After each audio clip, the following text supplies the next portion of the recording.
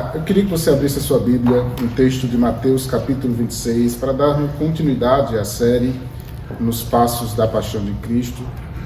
Texto de Mateus capítulo 26. Nós vamos ler hoje dois textos, Mateus capítulo 26 e João capítulo 17. Mas vamos iniciar no capítulo 26. Antes de ler, eu gostaria que nós orássemos para a glória de Deus. Enquanto você procura aí na sua Bíblia, vou estar aqui orando por nós e para que Deus possa estar falando ao nosso coração. Pai, obrigado a Deus por esse momento de estarmos aqui reunidos com os teus filhos. Obrigado por cada um que aqui chegou. Também te pedimos, ó Deus, por aqueles que de uma maneira ou de outra não puderam chegar aqui. Visita aqueles que ainda estão, ó Deus, enfermos, que a mão do Senhor esteja os visitando. E também oro, Pai, para que, ó Deus, através das nossas vidas, possamos ser instrumentos de compartilhar, Senhor, para a glória do Teu nome, ó Deus, a Tua palavra, de compartilhar, Senhor, vida para a glória do Teu nome. Por isso eu te peço, Senhor, nos ajuda na ministração da palavra, no discipular, no compartilhar, ó Deus, e que o Senhor seja glorificado, ó Pai, para a glória do Teu nome nas nossas vidas, para a glória de Deus, em nome de Jesus. Amém.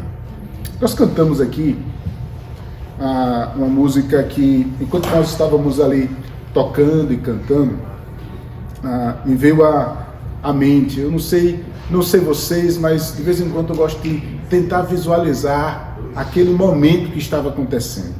E enquanto estávamos ali tocando e cantando, eu estava ali relembrando daquele momento tão especial na vida daquela mulher samaritana, que ao ir ao encontro da sua necessidade. Qual era a necessidade daquela mulher? A princípio era a água. Mas a água que ela estava a procurar naquele momento era um horário que trazia para ela desconforto, porque ela estava fora daquilo que seria o propósito de Deus na sua vida. Ela estava, na verdade, seca. Usando a ilustração da água na fonte, ela estava seca. A sua secura não era uma secura na boca pela necessidade da água, mas era uma secura da necessidade de Deus. Ela não tinha a percepção da divindade, ela não tinha percepção da sua vida com Deus, ela estava longe de todo o propósito da glória de Deus. E de repente, alguém se encontra com ela, irmãos, e que sensação maravilhosa seria para qualquer um de nós termos um encontro pessoal com Jesus. E fora da rota necessária por aqueles homens, Jesus marcou. E eu fico pensando, porque Jesus chegou primeiro naquele lugar.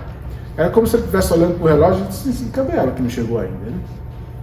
Aí de repente ela sozinha, como alguém que está à margem da sociedade, num sol de rachar de meio-dia, não é um sol do verão alto mesmo, aquele sol que racha o nosso quengo, como diz lá no Nordeste, né? E ela estava ali procurando algo e de repente ela se encontra com o autor da vida. De repente ela se encontra com alguém que é todo poderoso. E Deus diz assim para ela, se tu quiseres, eu tenho água viva. Uma água que vai fazer você brotar para a eternidade. O interessante é que, a princípio, ela não entende esse texto, ela não entende essa fala de Jesus, porque ela estava procurando a sua necessidade. Ela não lembrou de que realmente ela estava seca de Deus. Mas Jesus chama ela para perto e disse assim, você não entendeu ainda. O que eu tenho para você não é apenas uma saciedade de suas necessidades, mas é a saciedade do vazio da nossa alma. E é interessante porque o texto ele deixa tão claro, porque Jesus estava caminhando com os seus discípulos e Jesus diz assim, olha, eu vou ficar aqui e vocês vão na cidade dessa mulher samaritana. E vocês vão lá e peguem comida. E Jesus mandou os seus discípulos para eles buscarem comida. Mas eles literalmente obedeceram ipsilíteres, né? Eles obedeceram Jesus nas suas palavras literalmente. Eles foram e pegaram comida, eles não anunciaram o reino, eles não falaram de Jesus, e eles voltam, mas de longe observam Jesus conversando com aquela mulher samaritana, e eles ficam abismados, porque isso era fora da cultura, isso era contracultural da sua época. Mas Jesus chama aqueles homens e diz assim: olha, vem cá, vocês estão dizendo que os campos estão brancos para ceifa, mas eu quero dizer para vocês, vocês foram para a cidade, não falaram do meu nome, voltaram com comida. Essa mulher que não conhecia Jesus, essa mulher que não servia a Deus, ela vai voltar para a sua cidade. E eu quero que vocês só observem. E eles ficaram observando, curiosos, porque o que vai acontecer? E de repente aquela mulher volta com toda a cidade, porque ela chegou para a cidade e disse assim: eu encontrei um que mudou a minha vida. Eu encontrei um que trouxe sentido para a minha história. E eu quero apresentar vocês para ele. Hoje, nós queremos tratar dessa secura da alma que só encontramos quando encontramos Jesus. É Ele que nos traz essa saciedade, esse propósito, esse sentido de vida. E estamos nesse sentido distorcido por causa do pecado que habita em nós. E não damos prioridade àquilo que realmente Deus dá prioridade para nós. E é muito bonito nós vermos aquilo que eu sempre tenho chamado a atenção de vocês, uma linha teológica, uma linha de uma ideia que traça do Antigo para o Novo Testamento. E eu quero só voltar um pouquinho com vocês. Jesus, na pessoa de Deus, criou um jardim, criou um homem perfeito e colocou esse homem lá no jardim. Traçou para ele um trabalho, traçou para ele um casamento, traçou para ele um culto, um sábado, um descanso, onde tudo estava perfeito para que ele pudesse fazer aquilo que era principal na vida dessa criatura: adorar a Deus. Mas ele colocou esse homem à prova num jardim, um jardim chamado Éden. Nesse jardim, o homem, ele se volta para as suas próprias vontades, se esquecendo-se de Deus. Ele toma uma decisão que muda todas as nossas vidas. A decisão que esse homem, como representante, tomou foi desobedecer a Deus, voltando-se para as suas próprias vontades. Mas hoje eu quero contar a história do não primeiro Adão, mas do segundo Adão, que também diante de um jardim decidiu obedecer a Deus. Eu queria ler com vocês Mateus capítulo 26, a partir do verso 36. Me acompanhe na leitura, que diz assim: em seguida foi Jesus com eles a um lugar chamado Getsêmani e disse a seus discípulos: assentai-vos aqui, enquanto eu vou ali orar.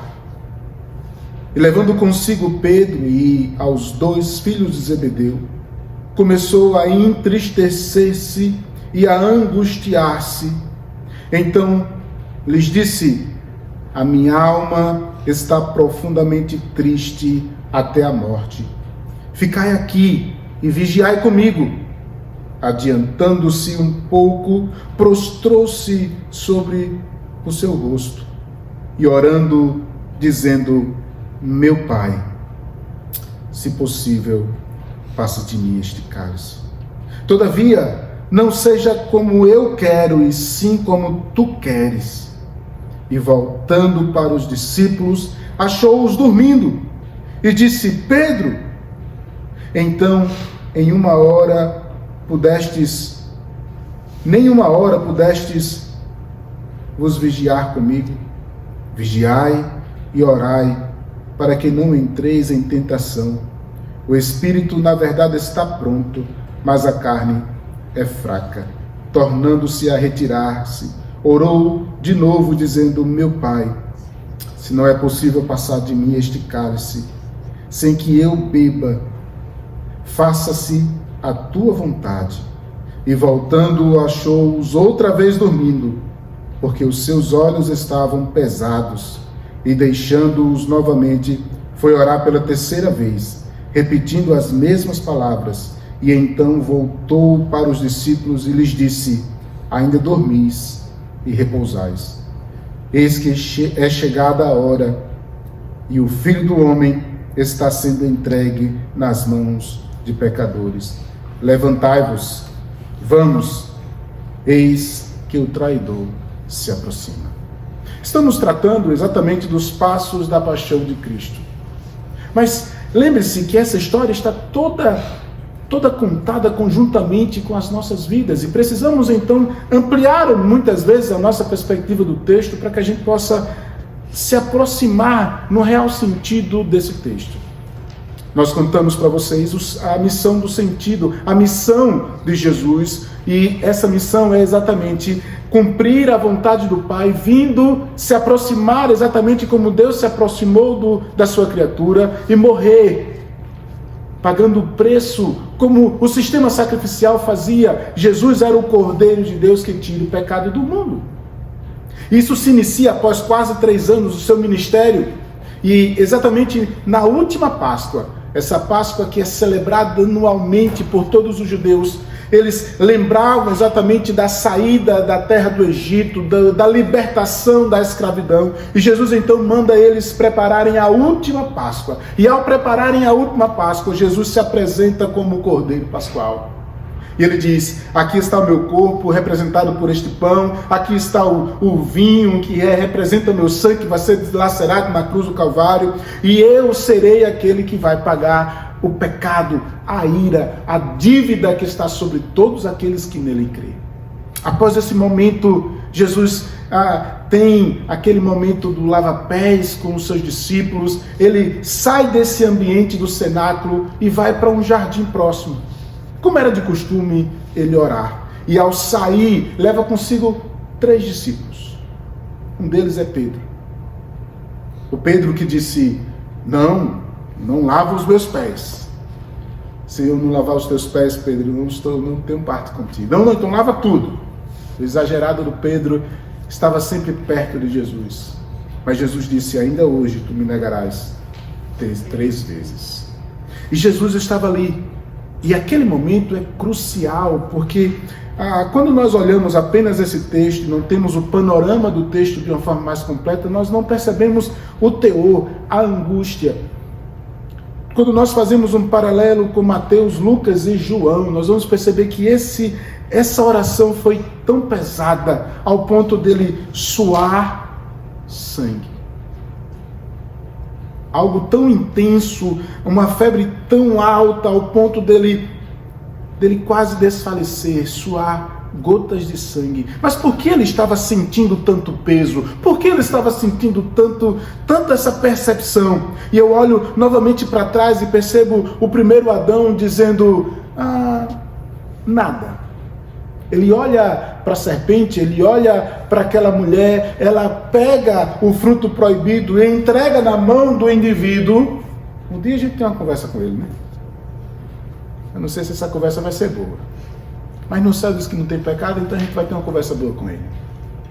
Mas esse Adão, ele pega e de maneira clara, decidida, ele resolve seguir a instrução da serpente e come. O texto diz que quando ele come, ambos pecaram. O Adão que olha e deixa tudo acontecer, Jesus agora está diante daquele momento como um novo representante, e agora para pagar o pecado, agora para aplacar a ira de Deus que está sobre a humanidade, sobre todos que estão condenados diante daquele que nos criou. Jesus está sentindo o peso de todos os nossos pecados,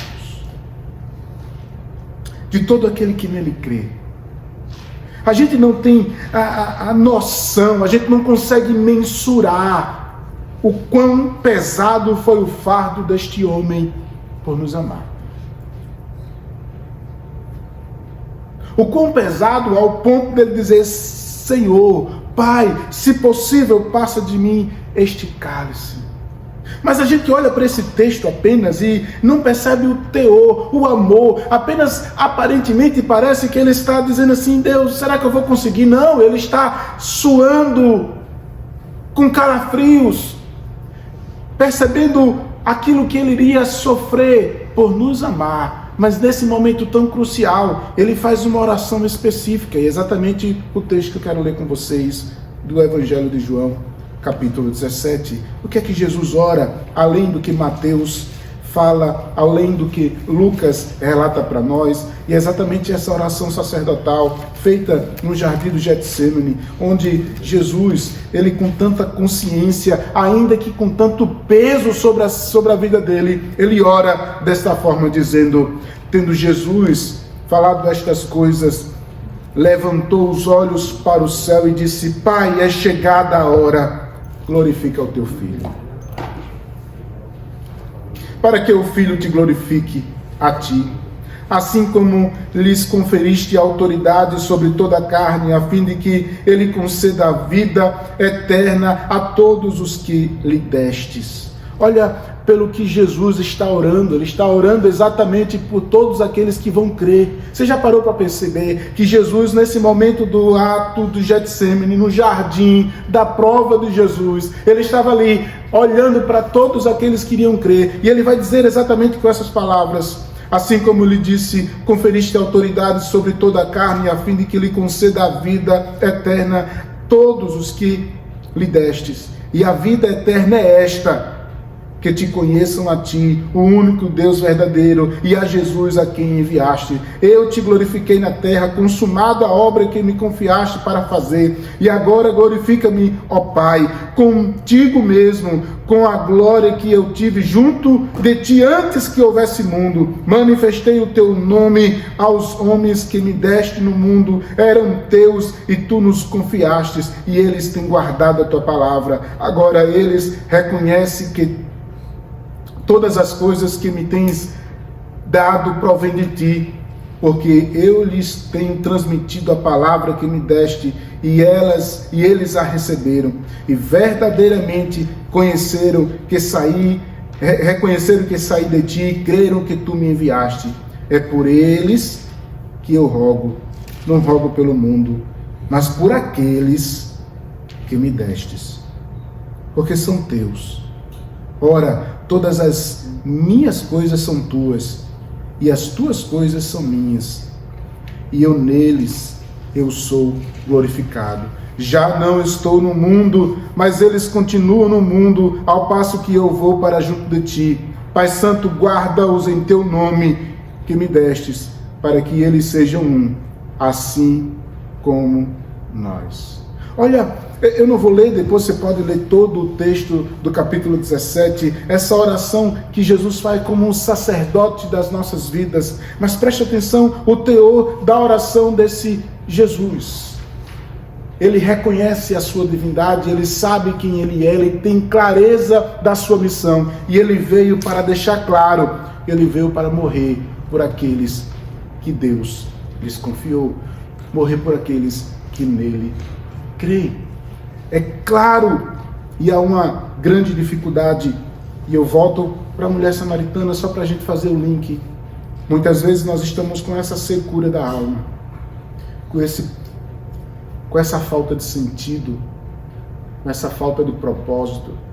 Vivemos uma vida, muitas vezes, tão acelerada, e agora, nesse mundo em que nós estamos vivendo, onde tudo é cobrança, onde tudo é feito da hora e da forma que as pessoas querem que nós façamos, temos hora para fazer, temos hora para sair, temos que cumprir, temos que fazer, e as contas chegam se a gente não trabalhar, temos que dar conta das coisas, e somos forçados a viver as coisas no automático. E acabamos, irmãos, ficando tão secos e tão acostumados a fazer repetidas vezes as mesmas coisas, que esquecemos que somos criados para adorar. Esquecemos que somos criados com o propósito de glorificar a Deus. Esquecemos que a gente não é apenas automático. E aí eu pergunto para a nossa alma, eu pergunto para a sua vida: qual é a principal coisa da tua história? Qual é o principal sentido da tua vida? Sem Jesus, sem a salvação, como diz um grande autor bíblico, um grande autor de alguns livros teológicos, o Timothy Keller, já falecido, ele disse assim, repetindo as vozes de João Calvino no passado: o nosso coração é uma fábrica de ídolos. Sem Jesus e sem a vida eterna, sem a certeza da salvação, nosso coração é uma fábrica de ídolos, e nós colocamos as prioridades que deveriam ser voltadas para a adoração em todo o contexto da nossa vida, não apenas no culto, mas na nossa vida e na nossa história. Nós colocamos num carro, nós colocamos num filho, nós colocamos num trabalho, nós nos dedicamos a um time de futebol, nós gastamos o nosso tempo, o nosso dinheiro, até cantamos. Você já teve o prazer, vou dizer que é um prazer, você já teve o prazer de entrar em um estádio lotado, em uma final de uma Copa? Eu não tive essa oportunidade, mas já tive a oportunidade de assistir. E quando você entra naquele local deixa de ser apenas um estádio para se tornar um templo de adoração. Ali há investimento, ali há cânticos de adoração, ali há percepção de idolatria. E esse exemplo é claro quantas vezes nós colocamos o nosso tempo, o nosso recurso e as nossas atenções em prioridades, substituindo aquilo que deveria ser prioridade nas nossas vidas, que é Deus. E quando nós não colocamos Deus no centro da nossa história, todo o resto é supérfluo.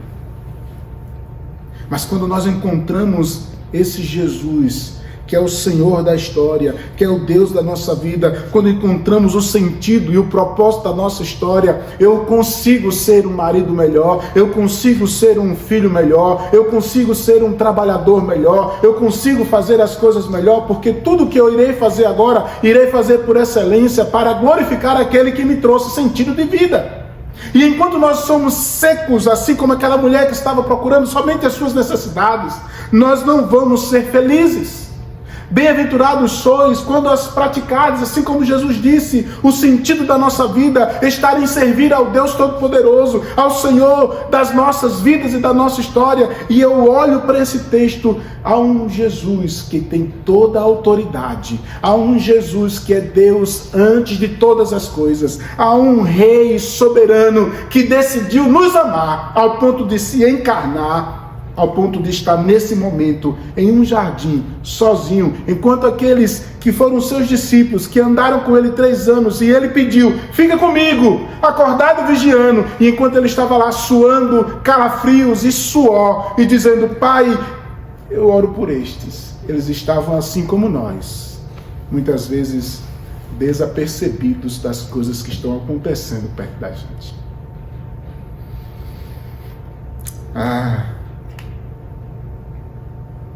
Como é bom poder olhar para um Jesus que nos ama de tal maneira que abandonou a sua glória e desceu para sofrer e pagar o nosso preço. Essa compreensão, ela é apenas através do Espírito Santo.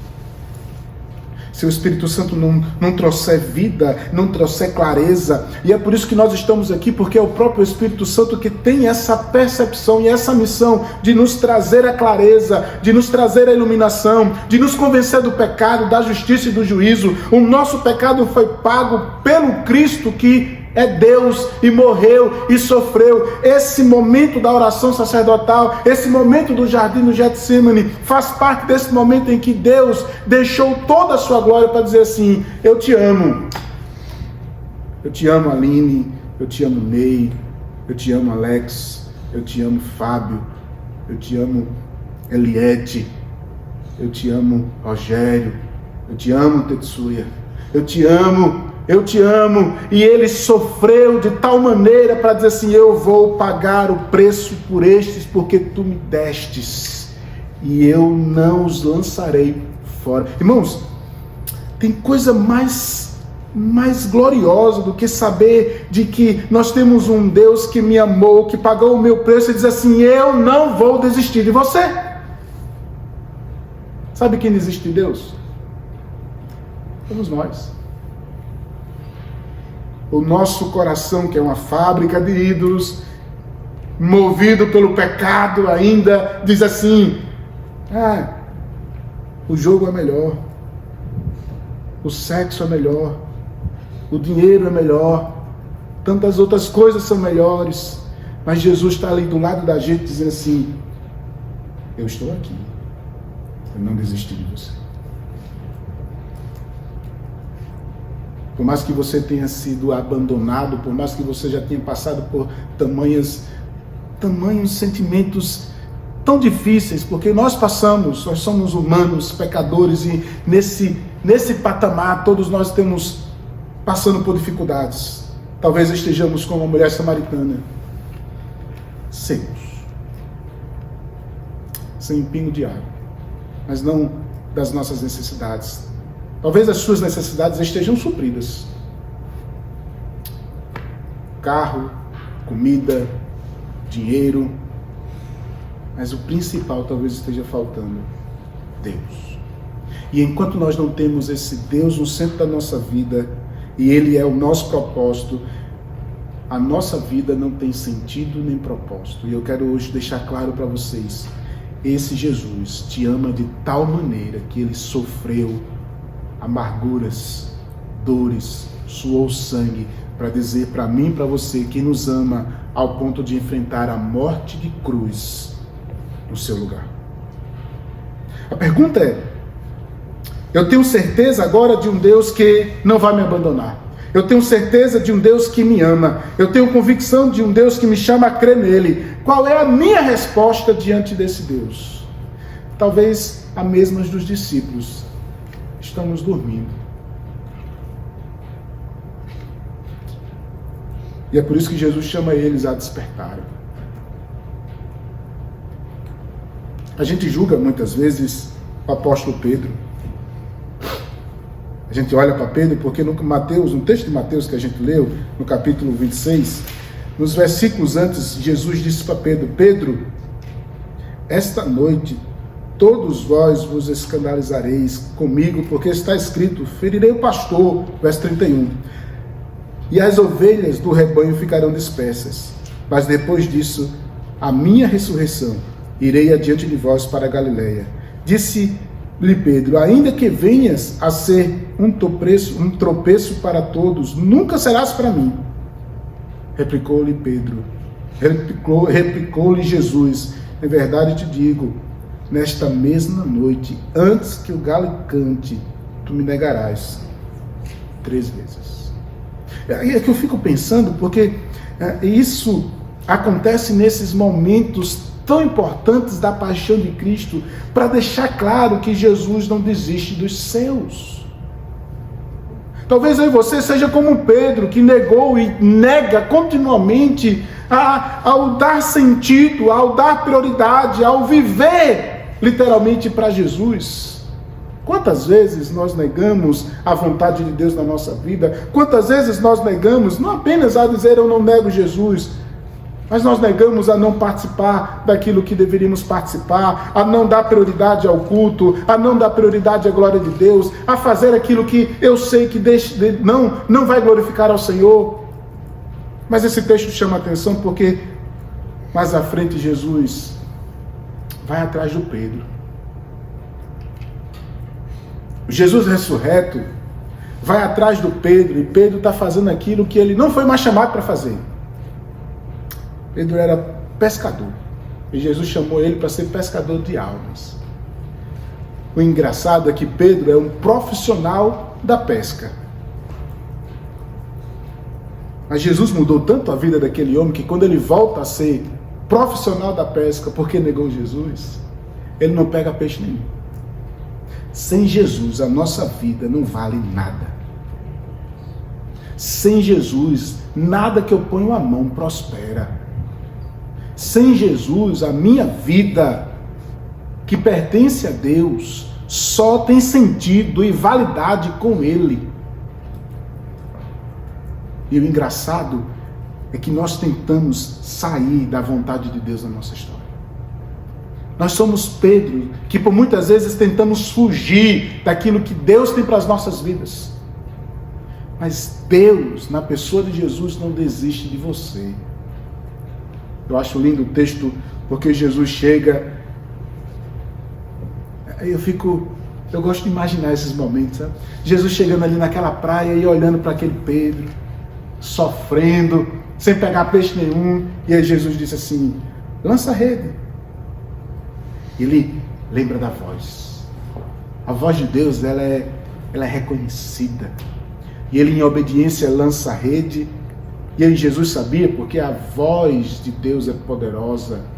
E o comando de Jesus sobre as nossas vidas é poderosa. Quando ele pega o peixe, parece que Jesus está ali, já com um foguinho, uma brasazinha, e ele chama Pedro para perto. Senta aqui, Pedro.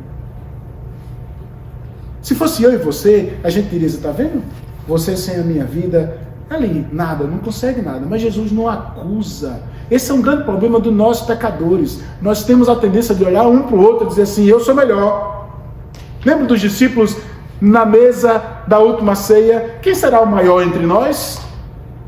Esse pecado nos norteia sempre e ainda continua a nortear as nossas vidas. Mas Jesus, ele faz diferente. A gente precisa olhar para o Mestre. E olhando para esse que é o autor e consumador da nossa vida, e Jesus, ele chega, senta, e como alguém que está assando um churrasco, mas de peixe, ele diz: come, Pedro. Pedro come junto com Jesus. E Jesus olha para ele e diz assim: Pedro, tu me amas?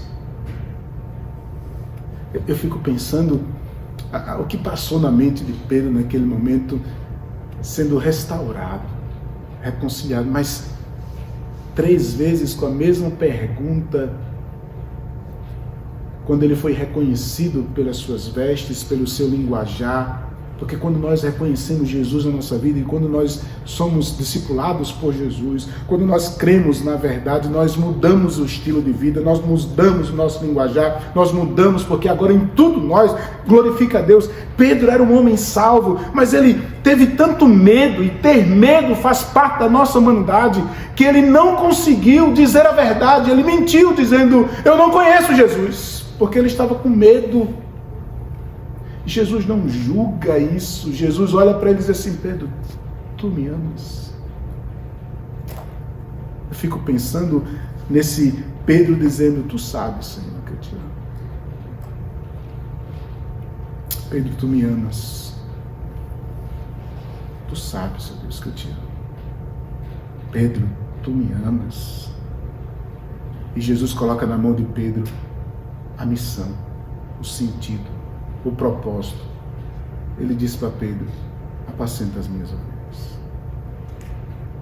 Enquanto o mundo poderia rejeitar o Pedro, que teve a coragem, a ousadia de negar Jesus, o próprio Jesus chega para Pedro e diz assim: vem para perto, eu te restauro. A pergunta, para nós encerrarmos hoje, diante de um texto tão poderoso, tão forte, de um Deus que nos ama, de um Deus que deixou a sua glória, de um Deus que trouxe vida para aquele que nele crê. Diante da condenação, diante de tudo aquilo que nós temos enfrentado, Ele nos chama a ter sentido de vida. Hoje Ele nos chama a sermos Pedros restaurados. Tu me amas? Tu me amas? Tu me amas? Viva para a glória dele. Tu me amas? Ame o que ele ama. Tu me amas? Sirva a ele com integridade. Tu me amas? Dê prioridade a esse Deus Todo-Poderoso. Deus nos trouxe a este lugar hoje para podermos refletir sobre o amor de um Deus que deixou a sua glória, caminhou na terra, morreu em nosso lugar, pagou o nosso pecado e nos chama para perto, mesmo sabendo que somos capazes de negá-lo. Ele nos ama.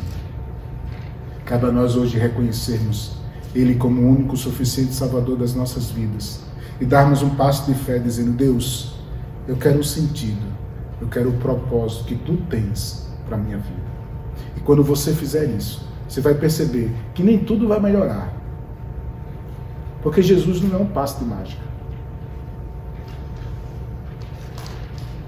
Mas você vai ter sentido de vida. Você vai ter propósito na sua história. E você vai ver Deus abrindo os seus olhos espirituais e movendo você a ser alguém que glorifica a Ele nessa história, na tua vida. Porque Ele conta comigo e com você para que o nome dele seja glorificado. Você pode orar?